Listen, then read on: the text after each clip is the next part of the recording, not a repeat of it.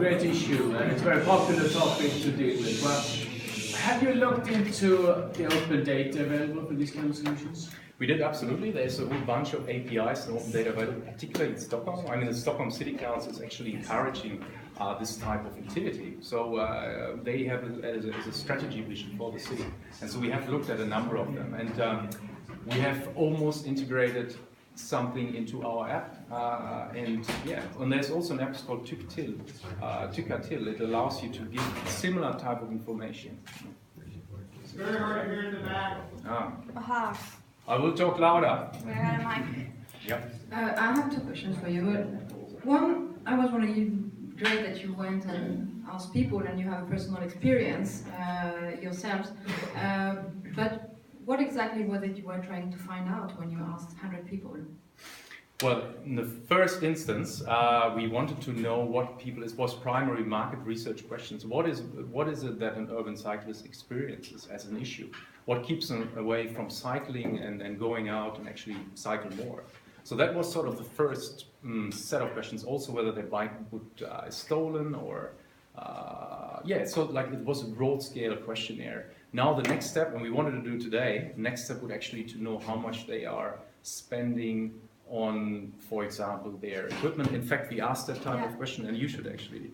So the main idea with the research was to identify the problem itself. So there is many things that we could do with the platform. We wanted to be precise on what would be the first thing to solve, and then to scale it up and to offer different services. One interesting finding is that people tend to spend around 4,000 crowns within 6 months, so 8,000 a year. The ones who do actually do cycling, and so that is a potential market to drive that investment towards the app or towards the stores, the partners, and to bring the more partners to collaborate with us. So that was the idea with the research. Thank you. Now, I'm not your target group yet because I have to actually start again cycling. But one question I have: when you combine the topic safe with a software, with an app,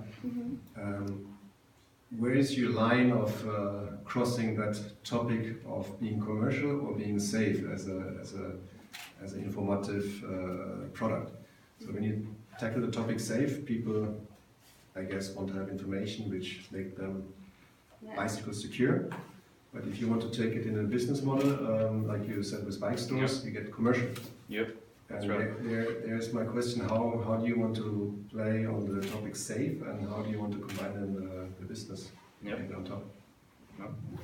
So I think the quick answer here would be really that it would be used similar to like Waze. It will inform people.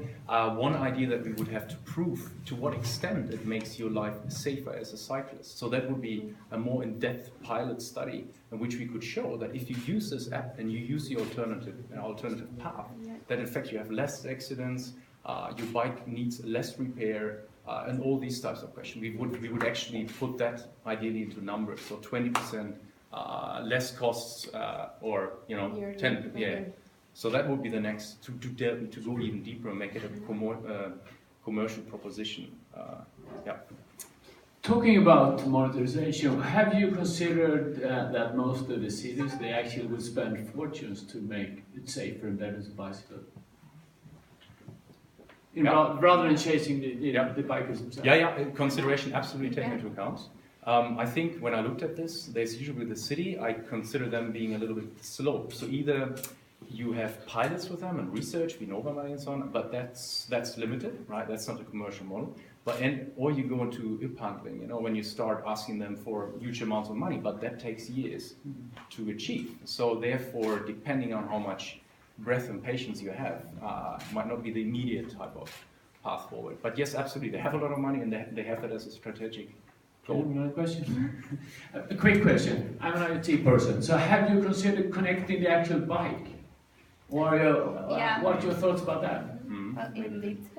In the future we would like to connect the actual bike to the app as well, to take over part of the tracking of the routes and stuff, to not bother the user with that anymore, but we didn't have the time for that. That's definitely something we want to do in the future.